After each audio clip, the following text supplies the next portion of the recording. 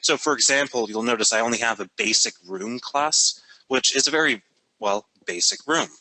But there's nothing stopping us from writing another room class that could have maybe a creature or a timer or something like that, that you'd be able to use the file API to configure and load up for your individual games. So, okay, cool.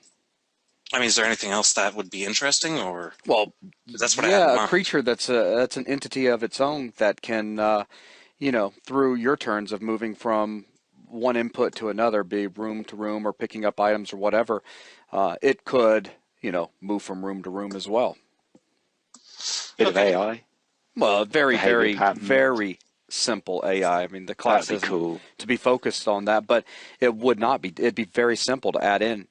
Heck, we could just talk about it in design when we get a little bit later on into this class, and then just have people just make that as a homework assignment. We could point at Logan's very, very good behavior system videos. Yeah, but there's no need to As go well. that involved. True. I mean, because it's not like we're going to go in here and lay down a path network and do a star for, you know. Did you see what Ironsoul put into BuzzNet just then? Oh, what was that? We should have a game competition after we finish learning all this stuff. We No, should that- totally do that. Yeah, that'd be a lot of fun. It'd be a blast. Come up with some sort of really cool prize for first, second, and third Yeah. place. Yeah, I'm down with that idea. I like it.